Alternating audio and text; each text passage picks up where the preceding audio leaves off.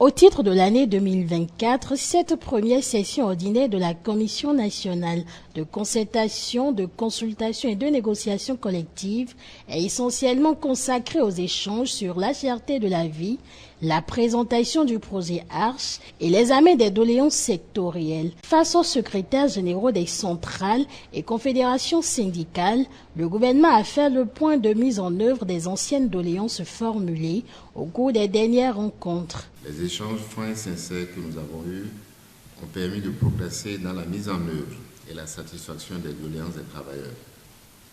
À cet effet, il me plaît de rappeler, entre autres, les résultats probants ci-après. Le reversement de 8 353 enseignants agents contractuels de droit public de l'État admis à l'évaluation diagnostique en fonctionnaires de l'État. Selon le ministre d'État Abdoulaye Biotchane, président de cette commission nationale de concertation, de consultation et de négociation collective, les résultats obtenus dans le cadre de l'amélioration des conditions de vie des aspirants au métier d'enseignant AME sont appréciables. Les résultats appréciables obtenus en faveur de ceux-ci portent notamment sur les points suivants. L'extension à 12 mois de la prise en charge de leur rémunération à compter de l'année scolaire 2023-2024, l'octroi à ceux-ci d'une assurance maladie ainsi que d'une prime d'engagement au service d'intérêt national d'un montant de 20 000 francs CFA par mois, la gratuité des frais de scolarité pour leurs enfants et le bénéfice d'un congé de maternité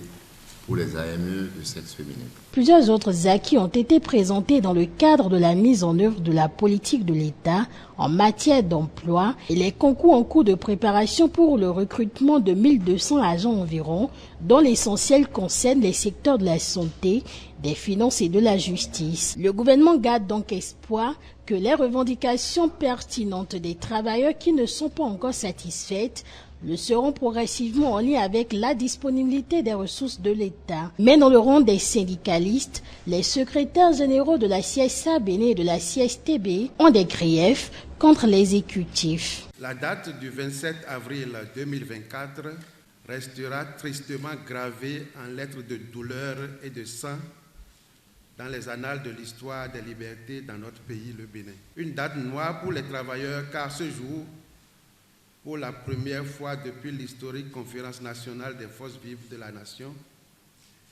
il y a eu plusieurs vagues d'arrestations musclées de travailleuses et travailleurs qui voulaient juste exprimer leur ras-le-bol par rapport à la cherté de la vie et la faim. Le 1er mai, fête de toutes les travailleuses et de tous les travailleurs du monde entier, ce fut la même ritournelle où 72 militants de la CSTB ont été arrêtés.